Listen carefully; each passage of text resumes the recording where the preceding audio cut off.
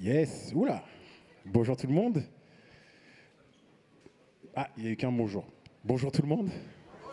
Ah, c'est mieux. Pourtant, c'est les vacances. On a la pêche, non? On est content, on est joyeux, n'est-ce pas?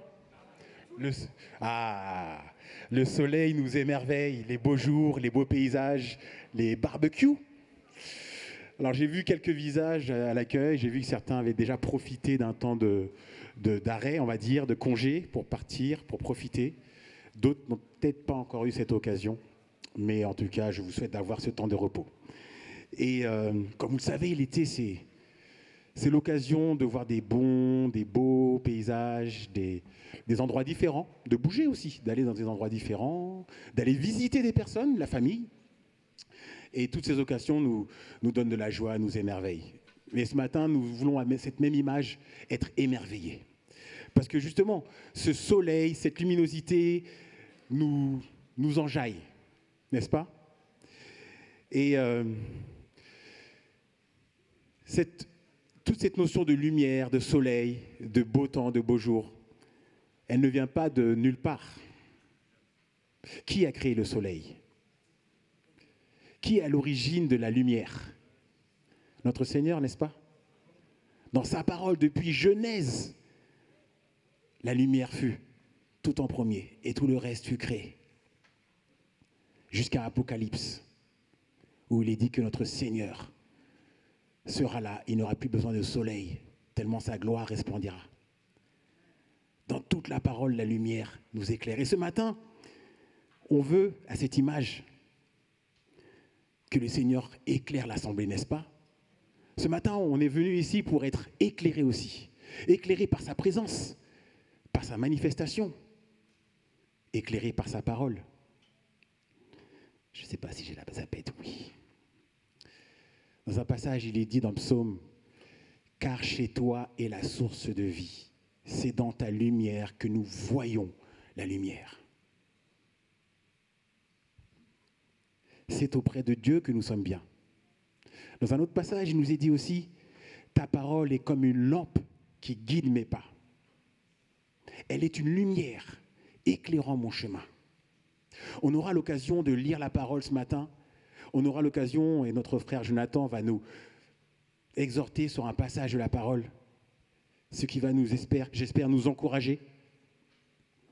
Et tout ça, tout ce que je viens de dire et tout ce qu'on va vivre, je vais le remettre en prière, n'est-ce pas? Seigneur, merci. Merci pour qui tu es. Merci pour ce privilège que nous avons de nous présenter devant toi, auprès de toi, dans ta présence, dans ta lumière. Ce matin, Seigneur, nous voulons être encore une fois émerveillés, Seigneur, en contemplant ta splendeur, ta beauté, ta majesté. Et ce matin, nous voulons que cette même lumière éclaire nos cœurs, éclaire nos vies. Sonde-nous, Seigneur.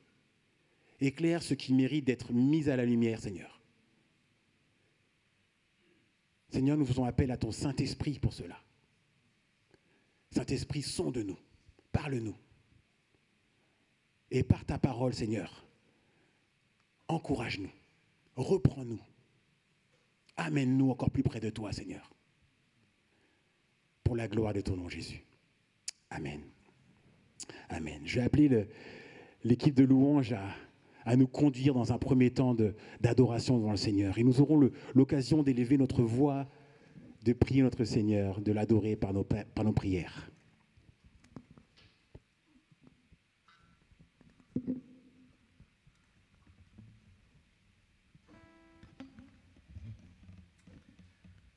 Amen.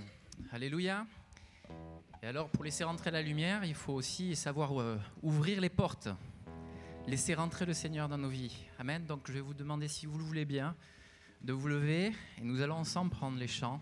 Laisser entrer le Seigneur de gloire.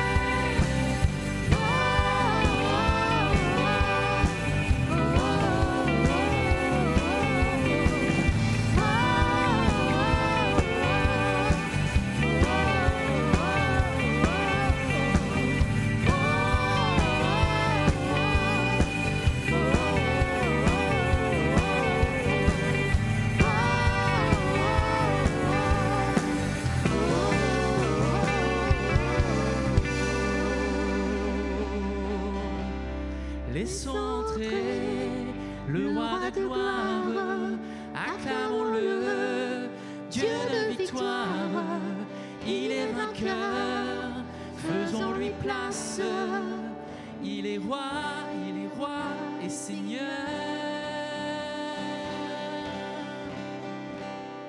Alléluia Seigneur, tu es roi Jésus. Je chanterai gloire à l'Éternel, je chanterai louange à ton nom, je chanterai Dieu, mon essentiel, je chanterai en l'honneur de son nom, je chanterai gloire, je chanterai gloire à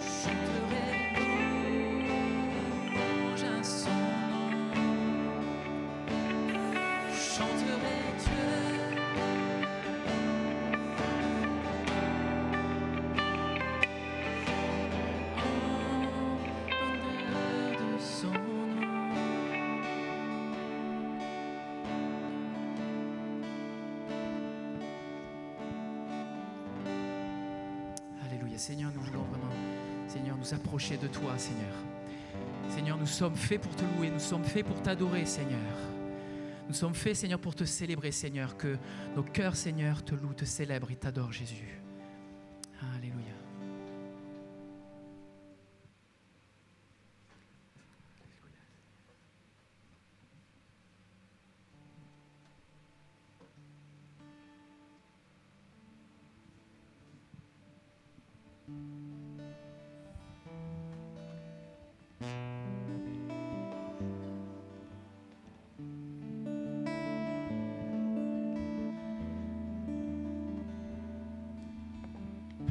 Tu es la lumière du monde, Seigneur. Tu viens, Seigneur, illuminer nos cœurs. Tu viens, Seigneur, peut-être des fois corriger, Seigneur, nos mauvaises voies. Et nous voulons, Seigneur, t'adorer, te célébrer.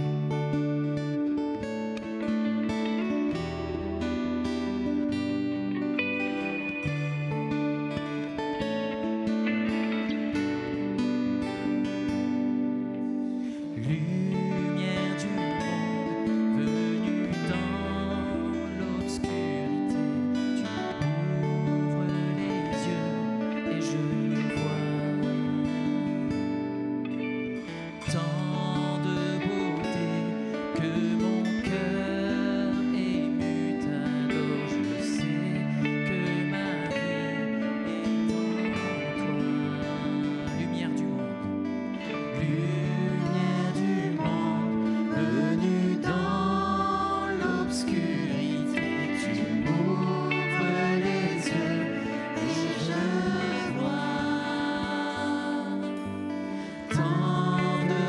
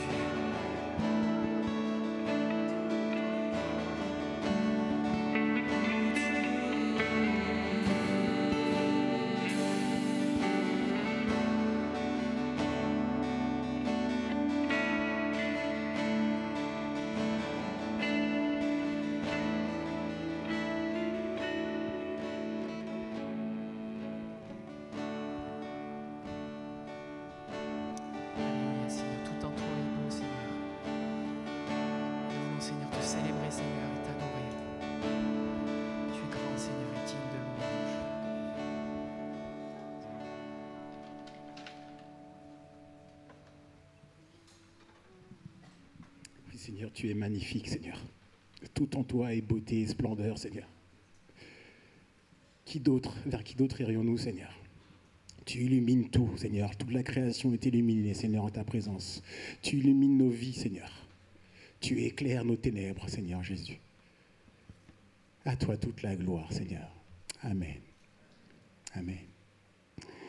Les enfants peuvent rejoindre leur classe, ou du moins l'animation qui est prévue dans le bâtiment enfance pour l'été, le programme de l'été.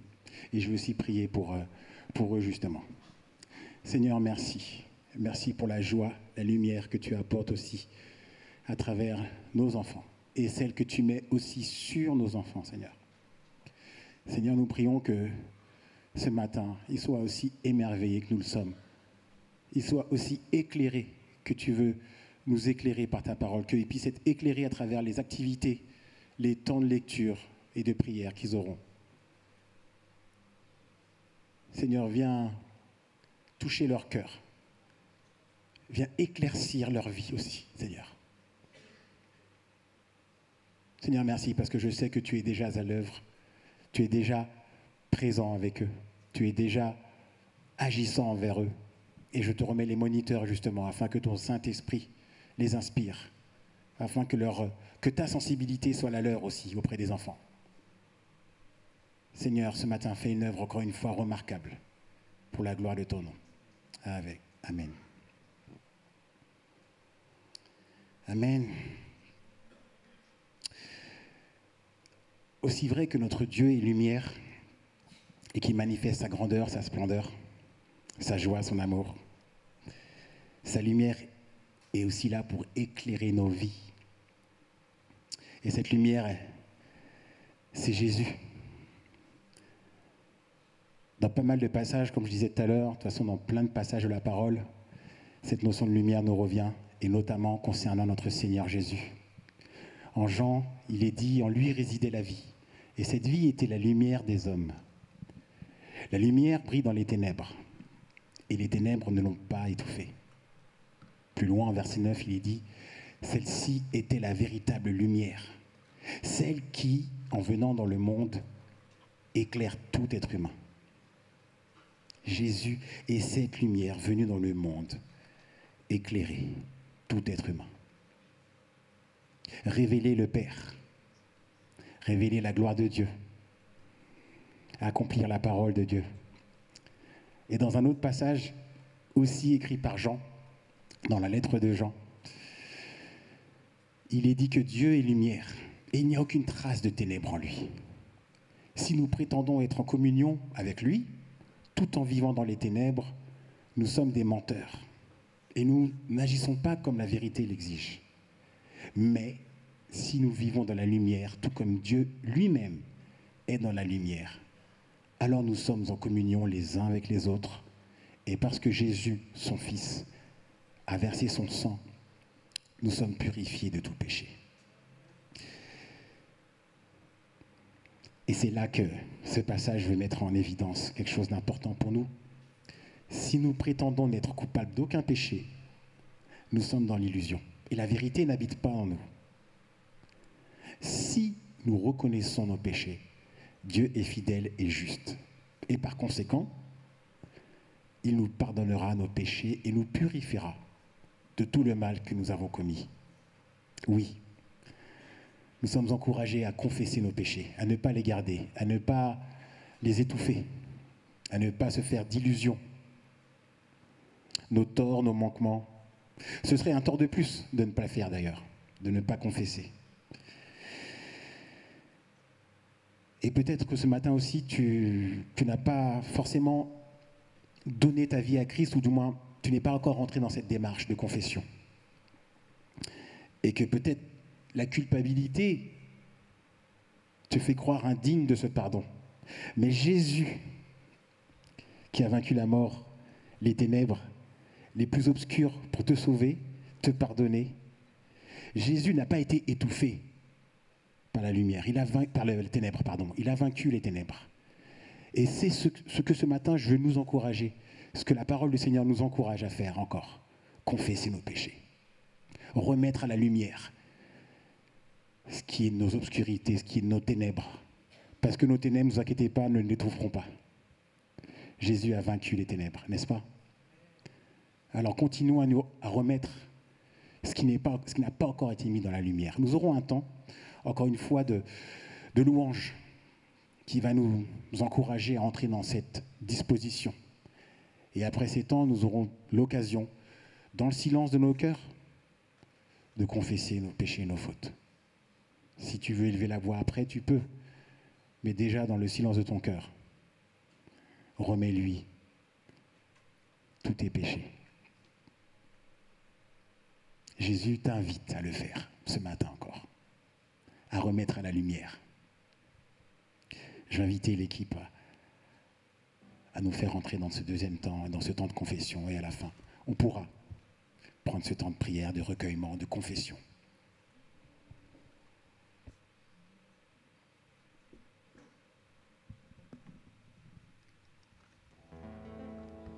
Oui, ce chant dit « Je viens à toi dans le secret, en ta présence je veux rester ». Donc n'hésitons pas à vraiment venir devant le Seigneur, à placer nos cœurs, à lui donner tout notre cœur.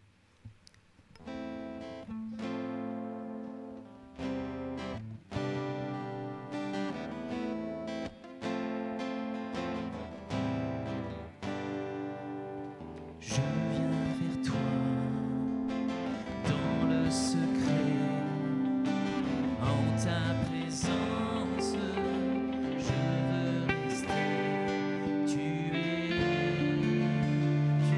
seras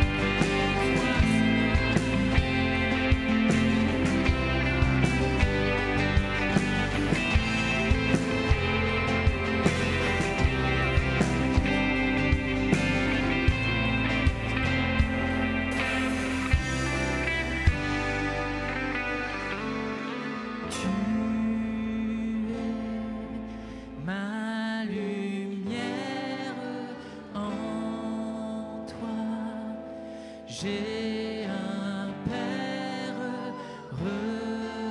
reçois ma prière.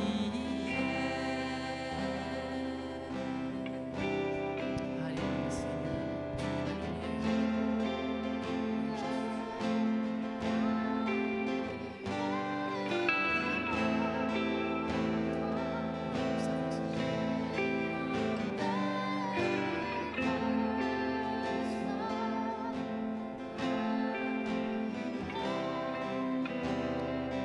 Alléluia, faisons monter nos voix vers le Seigneur. Faisons monter nos voix vers le Seigneur par nos prières, par nos supplications.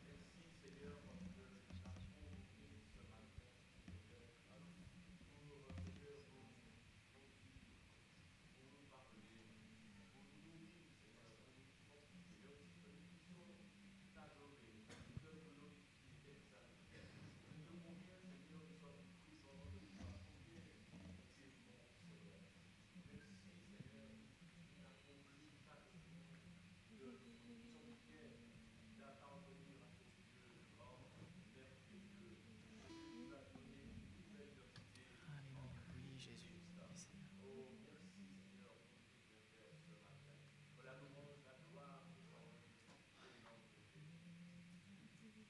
Amen, oui Jésus. À toi louange, honneur et gloire, Seigneur, d'avoir rendu possible d'être en communion avec toi, d'être en communion les uns avec les autres. Seigneur, c'est un miracle. Et nous te bénissons ce matin pour cette réalité, Seigneur. Viens au milieu de ton peuple et fais en effet de nous tes enfants et des frères et sœurs, Seigneur. Que la réalité de ton amour soit toujours plus présente en nous, Seigneur. Pour que tu prennes vraiment plaisir dans nos pensées, nos paroles et nos actes, Seigneur. Que tout te glorifie. C'est notre prière, notre Dieu. À toi l'honneur. Amen. Seigneur, merci parce qu'on peut être là par toi. C'est merveilleux. Merci pour tout ce que tu fais, Seigneur. Merci pour toute la gloire dans nos vies aussi. Merci parce que quand je vois mes sœurs et frères, je te vois toi, je vois ta lumière, Seigneur. Et toi, glorifié, sois parfois élevé. Toute la gloire te revienne aujourd'hui.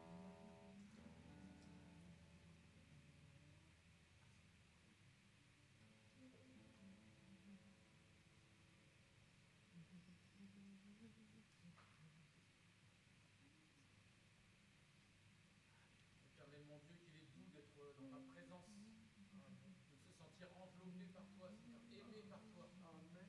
Je ne peux pas comprendre le fait que tu puisses m'aimer avant que je sois, que tu m'as aimé de toute éternité, Seigneur. Je l'accepte simplement et je te dis merci. Merci de nous éclairer, merci de nous avoir donné Jésus. Merci pour la vie, merci pour la puissance dans la résurrection, merci parce qu'elle est agissante encore aujourd'hui. Merci parce que tu nous attires encore à toi aujourd'hui. Merci Seigneur pour cette opportunité que nous avons de pouvoir te dire je t'aime Seigneur, je t'aime, je t'aime. Amen, oui Jésus. Conduis-moi, Seigneur, conduis-nous. Cette liberté que nous avons. Ton esprit remplis-nous Seigneur. Nous fassions ta volonté, rien que ta volonté Seigneur éternel. Au nom de Jésus. Amen.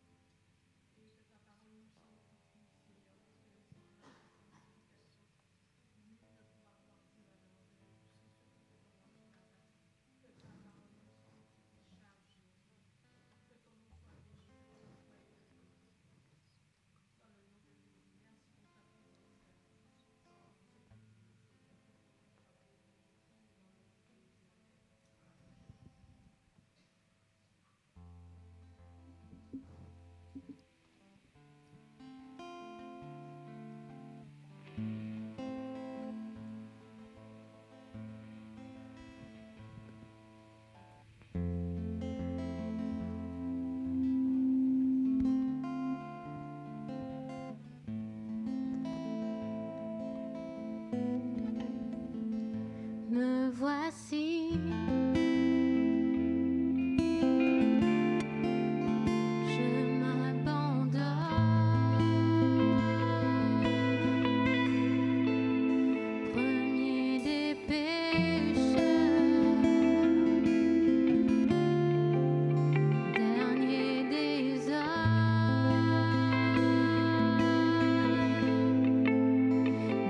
de la poussière.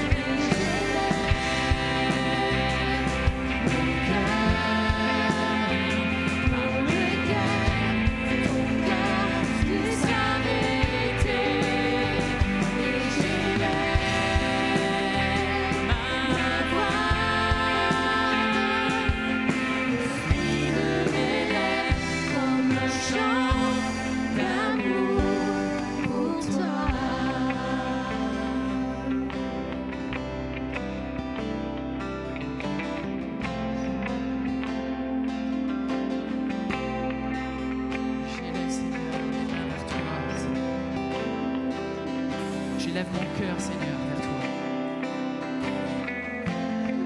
Ce matin, Seigneur, nous ne sommes pas venus simplement pour chanter, Seigneur. Nous sommes venus, Seigneur, pour t'offrir notre cœur. Pour que soient écartés, Seigneur, de nos vies tous les obstacles, Seigneur, qui nous conduisent jusqu'à toi. Et c'est par le nom de Jésus, c'est par ton nom, Seigneur, que nous allons nous présenter devant le Père.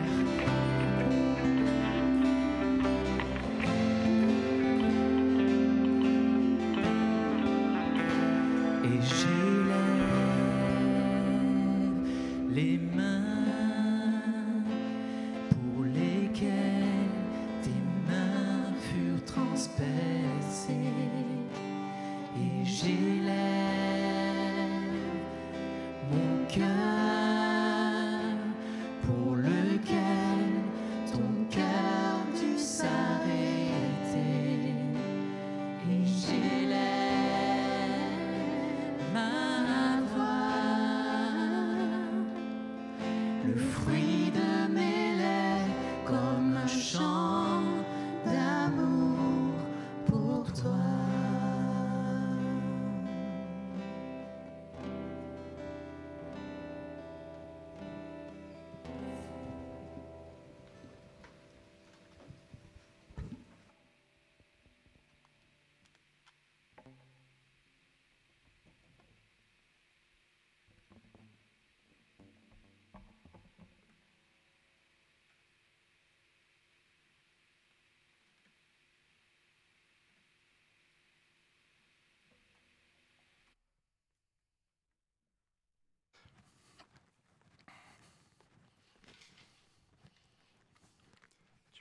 Merci.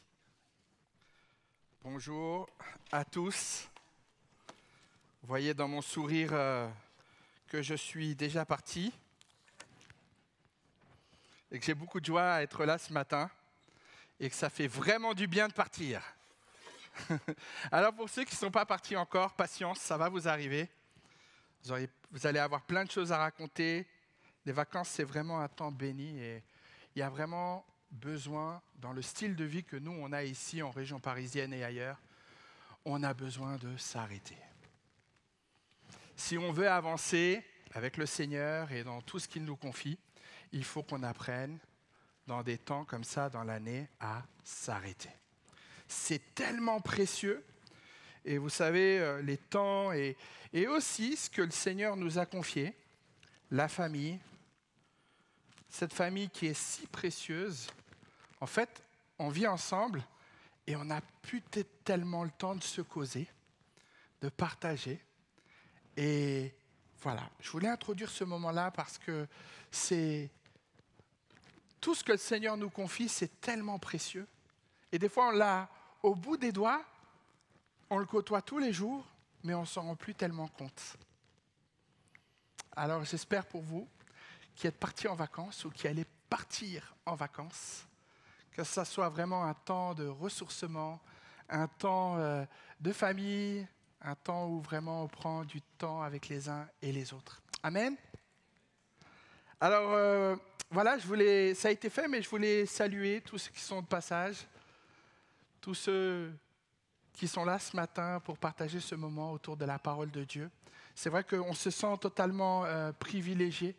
Je ne sais pas vous, mais après un temps comme celui-là de louange, où on a ouvert nos cœurs avec des paroles tellement précises, tellement belles, qui demanderaient une introspection en chacun et de se remettre en question. Seigneur, est-ce que j'en suis vraiment là ? Seigneur, je t'aime de tout mon cœur, je veux m'abandonner à toi. Mais est-ce que je vis cette liberté en toi? Est-ce que j'arrive encore après tout ce que je transporte au bout de l'année? Là, on est pile au milieu. Juillet, août, c'est la trêve. Normalement, au travail, ça ralentit. La pression à la maison, ça ralentit.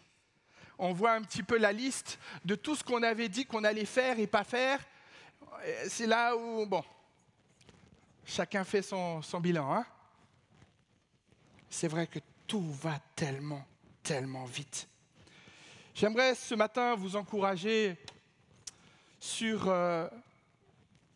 une lettre de Paul, celle à Philémon.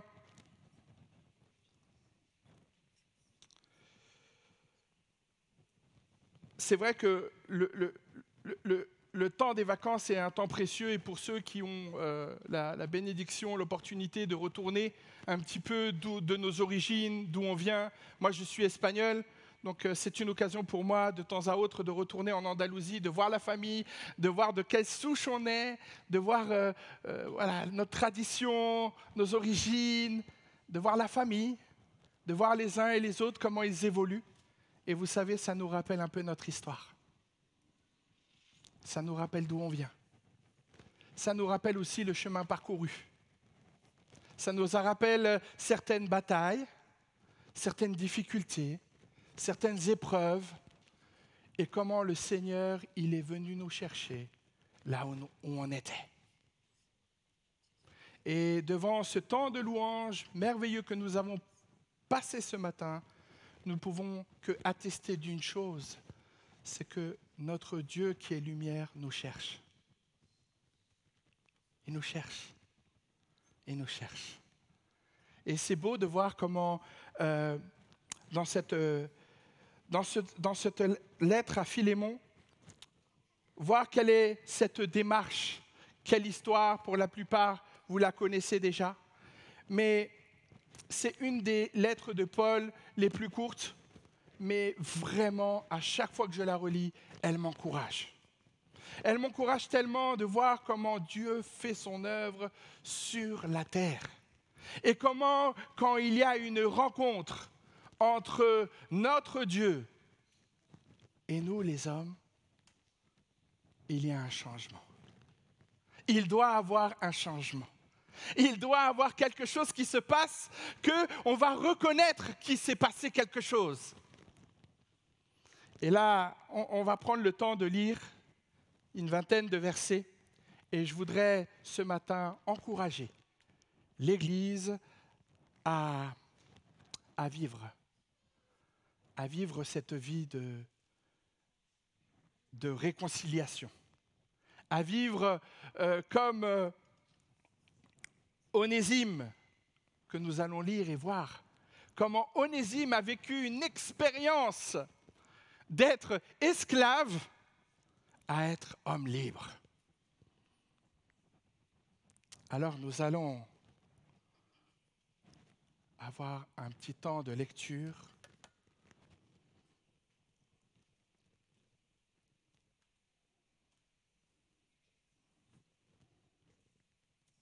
Voilà.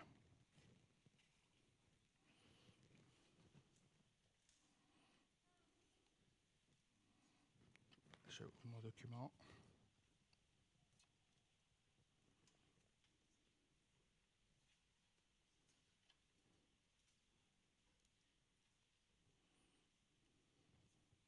Il ne s'ouvre plus, c'est toujours comme ça. Je vais le lire ici, pas de problème. Donc Philémon.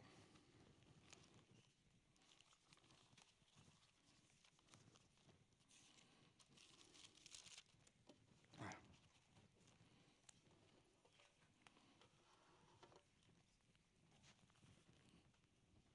Je vais lire à partir du verset 4. Je ne cesse d'exprimer ma reconnaissance à Dieu lorsque je fais mention de toi dans mes prières. Parle de Philémon. Car j'entends parler de l'amour et de la confiance que tu as envers le Seigneur Jésus et envers tout ce qui lui appartiennent. Je demande à Dieu que la solidarité qui nous a unis à cause de ta foi se traduise en actes et qu'ainsi tout le bien que nous t'aurons amené à faire pour le Christ soit un rendu manifeste. Car j'ai éprouvé une grande joie et un grand encouragement en apprenant comment tu mets ton amour en pratique. Frère, tu as en effet réconforté le cœur de ceux qui appartiennent à Dieu. Amen. Voilà une description Moi, j'aimerais bien qu'on parle comme ça de moi. Vous imaginez que Paul se trouve en prison à l'heure où il écrit cette lettre. Il est assigné à résidence. Il est privé de sa liberté. On connaît l'apôtre Paul. On peut imaginer que c'est écrit de toute manière, mais il prêchait, il annonçait l'évangile. Même enfermé, il continue à travailler. Et là, on peut imaginer toutes les nouvelles qui arrivent à Paul sur Philémon. Et on peut voir que ce Philémon-là, c'est un costaud. Il est fidèle. Il a le cœur. Il va de la parole aux actes. Philémon est un encouragement pour l'Église. Philémon est un enfant de l'Église. Il est un notable. Il est responsable d'une cellule de maison à Colosse. Il est un homme qui a des serviteurs, des esclaves à l'époque. Et on va voir que même dans l'Église,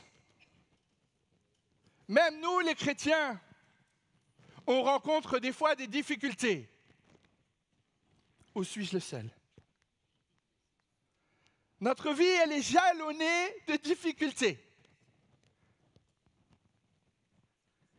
Et c'est bon de voir que quelqu'un dont la manière dont Paul va recommander Philémon, il va nous parler de quelqu'un. Un tel. Je vais continuer ma lecture.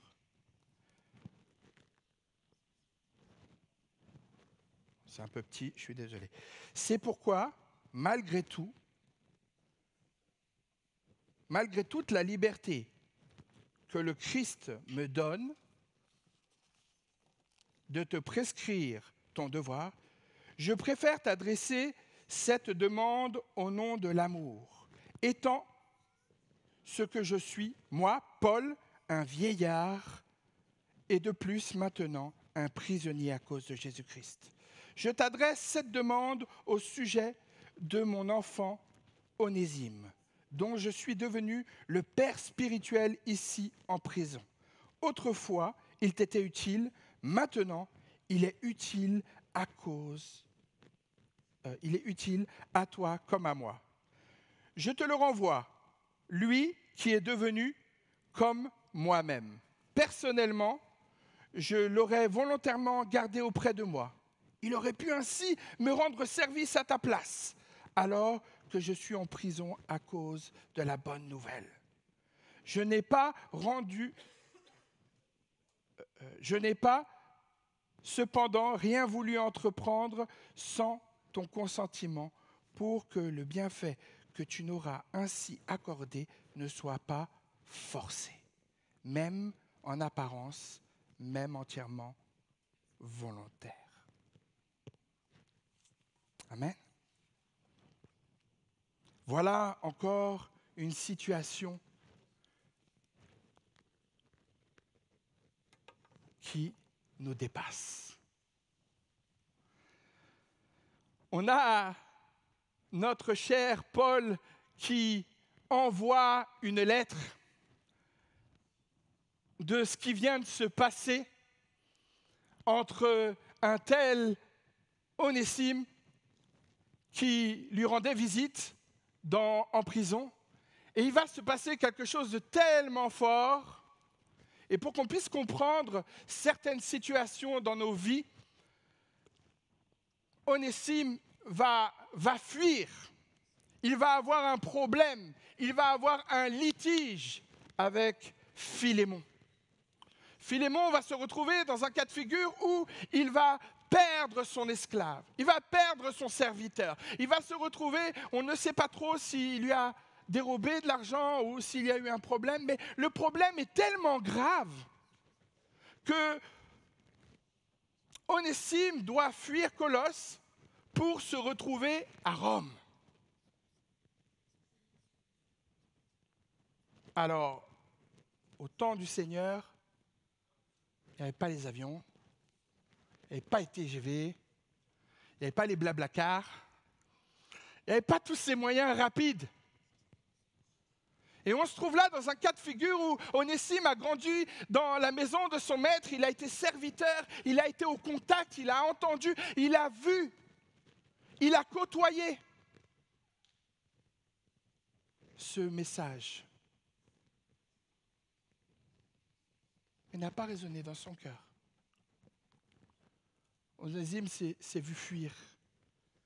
Et combien de situations où nous-mêmes, en tant que chrétiens, enfants de la maison, où même on a entendu ce message, mais c'est quelque chose qui est là en permanence, mais qui ne prend pas. Pour avoir cette rencontre comme Onésime a eu avec Paul, il a fallu qu'il se déplace au péril de sa vie. Vous savez, dans mon ministère avec la CMM, je visite les églises un peu partout et j'encourage l'Église à rentrer dans ce travail d'évangélisation, à faire des disciples. Et là, j'ai pu observer maintes et maintes fois qu'il y a des zones, il y a des situations, il y a des saisons dans la vie où, quand on est en fuite, quand on n'a pas cette sécurité, quand on est fugitif, quand, par exemple, à Mayotte, en novembre dernier, on était là et il y avait des chrétiens qui étaient dans la salle, qui avaient donné leur cœur au Seigneur ou dans les maisons, et ils avaient peur de se déplacer. Vous savez, cette position qu'a Onésime n'est pas facile, n'est vraiment pas facile. On pourrait la balayer d'un revers de main, mais elle n'est vraiment pas facile. Onésime se trouve dans une situation où il a peur. Il a peur de se faire choper. Et vous savez, quand on est dans la fuite et on n'affronte pas les réalités, quand on n'affronte pas les difficultés de la vie, quand du moins on ne cherche pas à les résoudre, quel pouvait être le différent avec Paul, qui l'a forcé d'aller de la Turquie jusqu'à Rome, de faire tout ce chemin, alors qu'il avait Philémon à côté de lui. Il y a bien des situations où celui qui rôde comme un lion rugissant fait tout pour que nous ne puissions pas régler les conflits.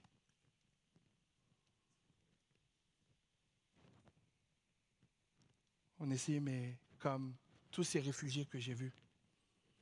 Il avait la culpabilité sûrement en lui et la peur de se faire choper. Et des fois, nous, quand on ne fait pas ce que le Seigneur nous demande, ou quand on a entendu une direction claire et nette, et on persiste à faire autre chose, on a peur de se faire choper. Parce que moi, ce que j'ai vu, les réfugiés que j'ai vus, que si on les attrape, ils font tout de suite reconduite à la frontière. Et oui, ils ont peur. C'est loin d'être simple. Et Onésime, lui, dans son cas, il aurait été tout à fait légitime pour Paul de ne pas l'écouter. Il s'est échappé de son maître. Et dans le droit romain de l'époque, c'est un délit. Mais comme nous l'avons chanté ce matin, l'Évangile nous pousse à vivre tout autrement. L'Évangile, cette bonne nouvelle pour chacun, que Jésus est venu sur la terre, qu'il a pris nos péchés, qu'il a pris nos fautes, et que nous avons confessé, nous permet de voir le monde et la vie tout à fait différemment. Et voilà, cette histoire est complètement improbable.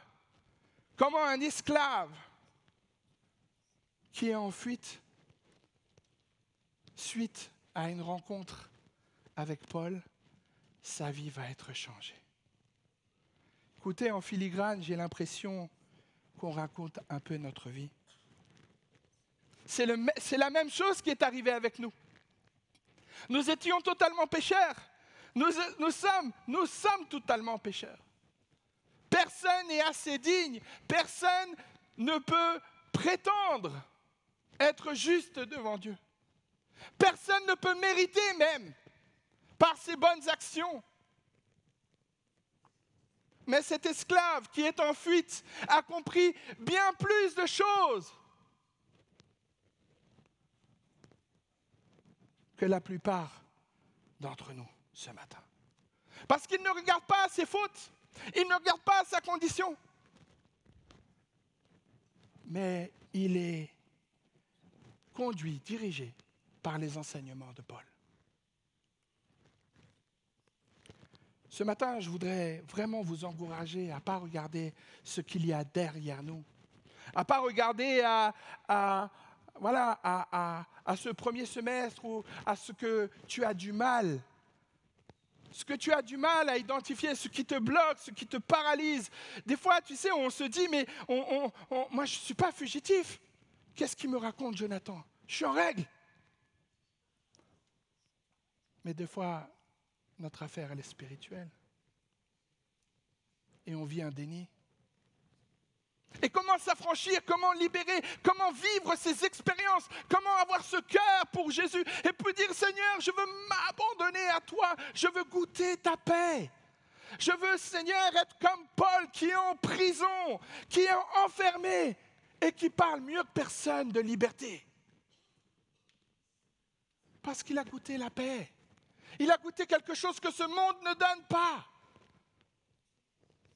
Et nous, l'Église, nous devons être encouragés à chercher ces choses-là. Nous devons être encouragés à marcher dans ces voies. Paul ne va pas se contenter simplement de garder ce disciple. La mission de l'Église, c'est de faire des disciples. Paul en est l'exemple. Il va donner de son temps, il va donner de son nécessaire, il va faire de lui son enfant. Ce qu'il dit en tout cas au verset 10, « Je t'envoie Onésime, mon enfant, que j'ai engendré en prison. »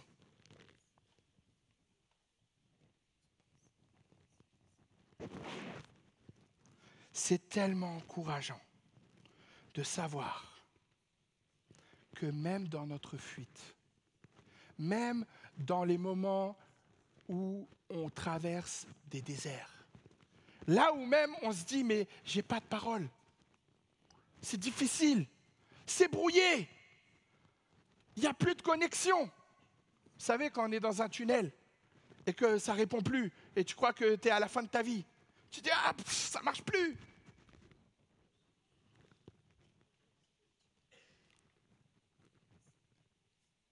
Et ce matin, je peux te dire qu'une situation aussi figée que ça pouvait être pour l'époque, aujourd'hui, on a un peu plus de recul, mais cette situation était vraiment bloquée. Et pourtant, Onésime tout a pu changer avec cette rencontre. Et nous-mêmes, nous sommes aujourd'hui devant cet appel de courir à lui.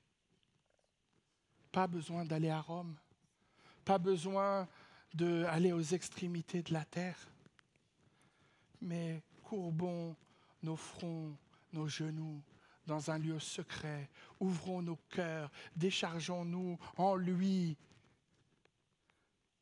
Parce que, croyez-moi, il y a la liberté. Il y a la liberté. Cet appel que le Seigneur nous fait au travers de cette lettre, c'est de nous affranchir, c'est de nous libérer du poids, de la culture, des normes, et de courir à lui. Comment un esclave qui court vers un prisonnier va renvoyer une instruction à Philémon. Improbable.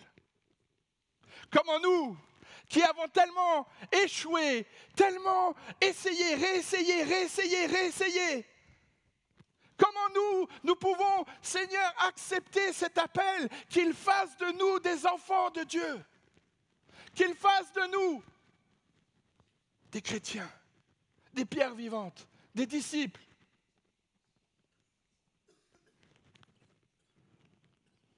C'est par grâce.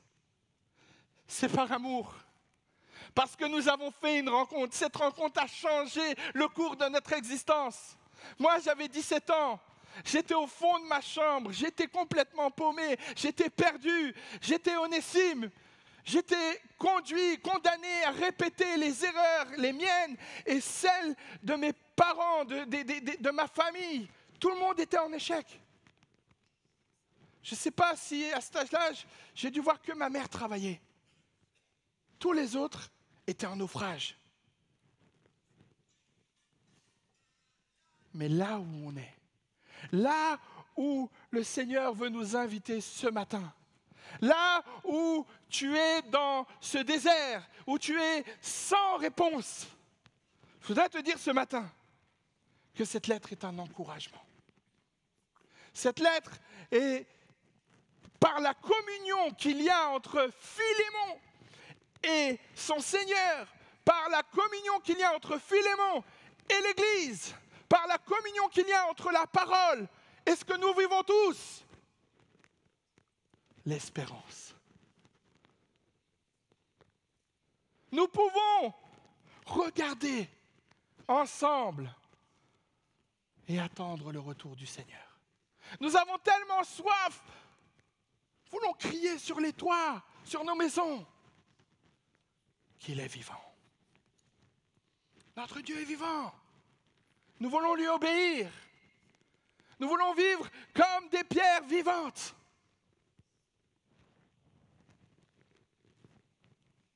Et tout ça se déclenche auprès de cette rencontre. Il y a des rencontres qui changent tout, non? Il y a des rencontres qui marquent une vie. Je ne vais pas vous la faire maintenant, mais le jour où j'ai vu ma femme, ça a changé ma vie.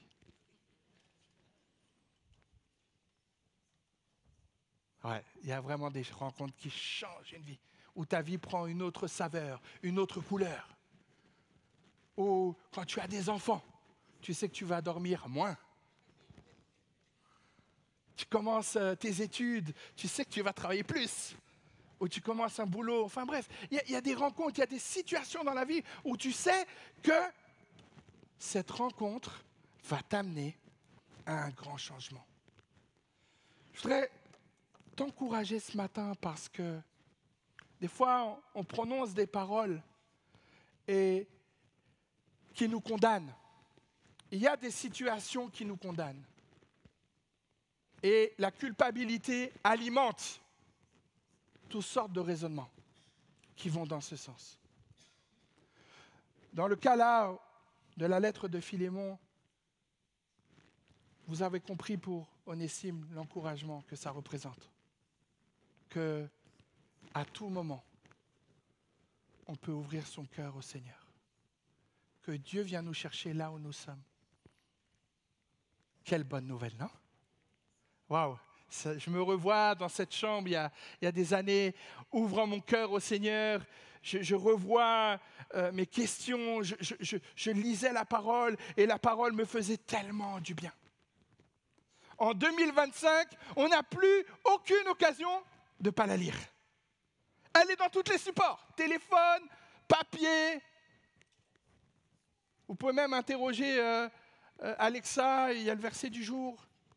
Il y a toutes sortes de choses, ça me dépasse. Mais la parole de Dieu nous a franchis.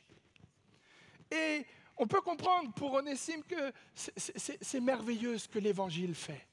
C'est merveilleux parce que comme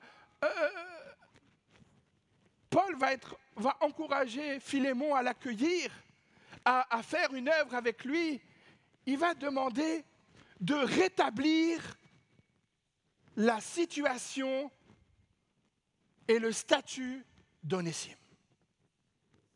Rappelez-vous, avant cette histoire, Onésime part fugitif, il est esclave, il vit une situation difficile, mais il trouve grâce et le salut en Jésus.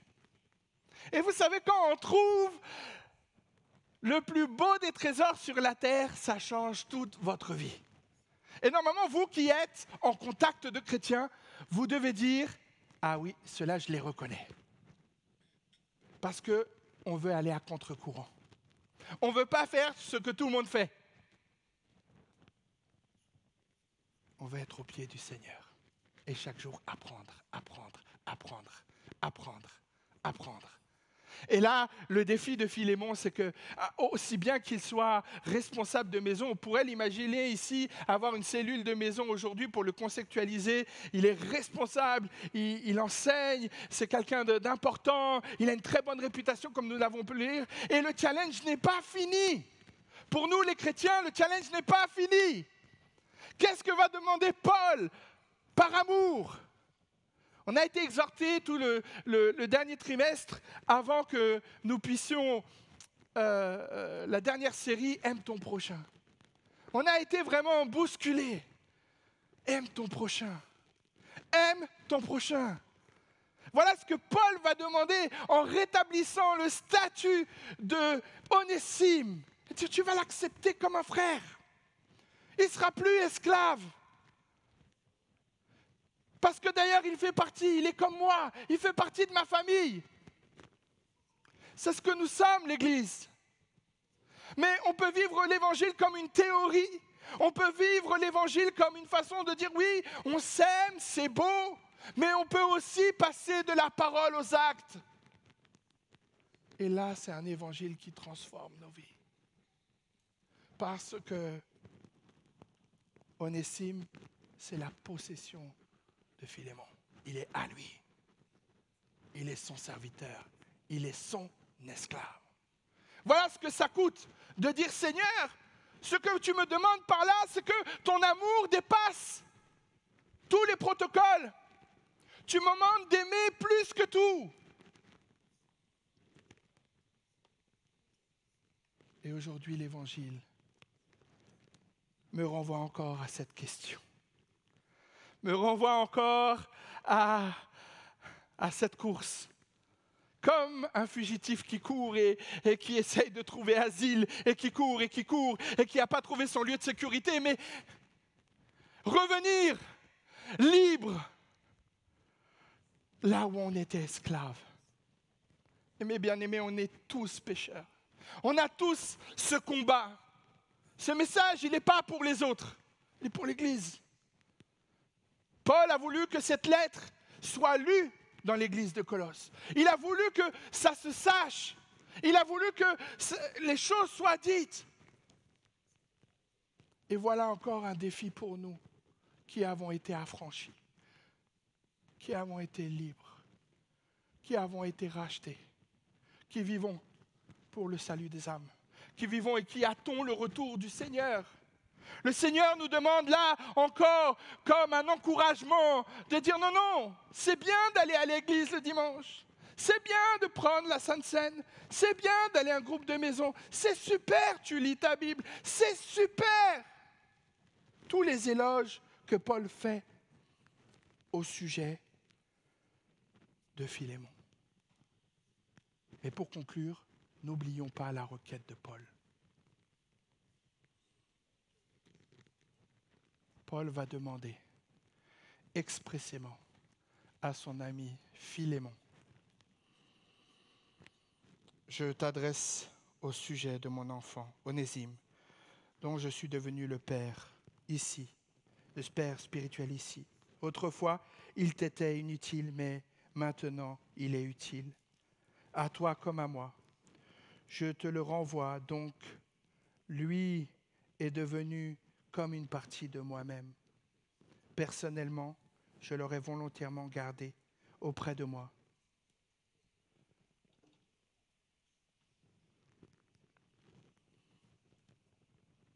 Croyons que, par grâce, par amour, pour la cause de l'Évangile, dans cette période d'été du mois d'août, demandons au Seigneur. Si nous sommes dans la posture d'Onésime où nous courons et nous cherchons asile, nous cherchons refuge, laissons-nous guider par le Saint-Esprit. Laissons-nous guider par celui qui console, qui restaure nos âmes. Rappelons-nous de tout ce que nous avons déjà entendu jusqu'au jour d'aujourd'hui. Et demandons, Seigneur, je veux une rencontre avec toi. Comme Onésime a eu avec Paul. Beaucoup en parlent, hein, mais je veux connaître la paix qu'il y a en toi. Vous savez, pour avoir juste une petite boussole, un petit repère, souvent on peut mesurer la paix au nombre d'heures où on dort le soir. Si tu me dis, je suis en paix, tranquille, mais je me réveille tous les jours à 3 heures du matin, et dès que je me réveille le matin, s'arrête pas. T'es rongé. Chaque problème est une muraille et tu te sens tout petit comme ça, mais tu n'arrives pas. Tu te sens oppressé. Et ce que je vous partage là, c'est loin de moi un jugement. C'est que des fois, on a du mal à visualiser les choses. Pour toi qui te trouves dans cette situation, je voudrais dire, il y a une issue. Il y a une porte qui s'ouvre pour toi ce matin. Jésus est à la porte. Il frappe. Il veut avoir un entretien avec toi, cœur à cœur. Un entretien de ceux qui permettent, comme Paul, d'être assignés en résidence, mais de vivre encore plus libre que toi et moi ici. Et oui, ce matin, j'aimerais aussi encourager ceux qui ont la disposition de Philémon, ceux qui aiment l'Église, ceux qui obéissent fidèlement à la parole de Dieu et qui procurent de la joie au Seigneur. Et comme Paul le dit si bien pour Onésime, si il y a des frais, si le retour d'Onésime occasionne des frais, mets-le sur mon compte. Mets-le sur mon compte, c'est moi qui paierai. Voilà l'Église. Je voudrais t'encourager à aimer davantage, à aimer encore, et dans ce rôle qu'a l'Église de former des disciples, de transmettre la parole de Dieu.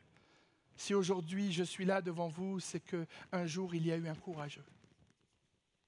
Il y a tant de gens autour de nous qui ne connaissent pas l'Évangile, qui n'ont pas entendu la parole de Dieu audiblement. Et que cette parole puisse retentir dans nos cœurs. Et que nous ayons ce poids de dire, Seigneur, mais aide-moi à sentir les choses comme Paul, afin que je puisse m'approprier ton œuvre, comme tu l'as fait pour Philémon. Vraiment, avec beaucoup d'humilité, je vous partage ce message. Parce que comme je vous l'ai dit au début, quand je reviens de ma région en Espagne, je reviens ici, je suis souvent triste. Parce que ceux que nous laissons là-bas, on ne les voit pas évoluer. Et vous savez, quand tu cours ta course dans le pèlerinage de ta vie, tu ne sais pas combien de temps, on ne sait pas combien de temps. Moi, c'est pas un secret, j'ai 47 ans, mais j'ai déjà pas mal d'amis qui sont partis. Ils ont quitté ce monde sans connaître le Seigneur. Et je peux vous dire que mon cœur est serré. Et je me dis, Seigneur, donne-moi de l'amour. Seigneur, ne me laisse pas indifférent. Donne-moi une idée, donne-moi quelque chose que je peux faire. Moi, toi, Seigneur, tu vas payer pour eux. Donne-moi de rentrer dans cette vision. Donne-moi de rentrer, de communiquer l'Évangile. Donne-moi de partager ce plus beau des messages. C'est toi qui vas faire l'œuvre. C'est le Saint-Esprit qui touche les cœurs. Alors oui, aspirons. Et je finis avec ça, je ne vais pas être plus long. Oui, n'oublions pas qu'un jour nous étions captifs, fugitifs même, hein? Et qu'aujourd'hui, si on peut goûter à la grâce, à cette vie avec le Seigneur, avec cette intimité avec le Saint-Esprit, c'est aussi pour le partager. Amen. Voilà, je vais demander aux musiciens de revenir et je voudrais qu'on prenne un dernier chant, plus que faire un appel où je le crois vraiment, c'est quelque chose qui nous engage. Et devant cette lettre à Philémon qui est engageante, qui nous demande vraiment de nous examiner, j'aimerais que nous puissions prendre ce chant comme un pas de foi. Onésime, il a fallu beaucoup de foi pour franchir tout ce qu'il a fait. Philémon a dû avoir beaucoup de foi pour relever le défi et accepter Onésime dans la famille du Seigneur comme un frère. Et nous, on a besoin que le Seigneur brise nos chaînes. Qu'il brise tous ces schémas, des fois ces concepts qu'on a, et qu'on revienne à des choses que nous pouvons faire, la parole de Dieu. Cette invitation que l'apôtre Paul nous fait par l'intermédiaire de cette lettre doit être un challenge pour nous. Amen. Alors ce chant est comme une prière. Je vous invite vraiment à vous lever et nos amis vont nous conduire. Amen.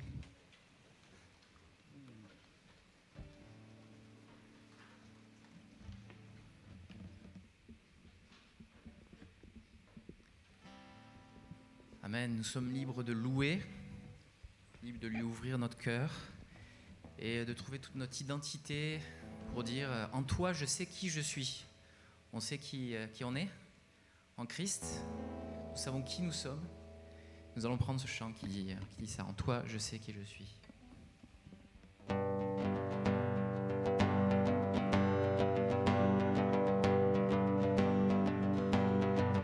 Qui suis-je pour que le roi des cieux ouvre ses bras? Perdu mais trouvé par sa grâce, son amour pour moi, son amour pour moi. Il m'a libéré,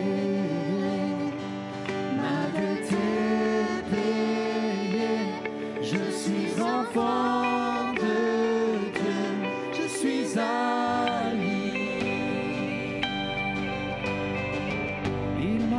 Acheté à la croix grâce à son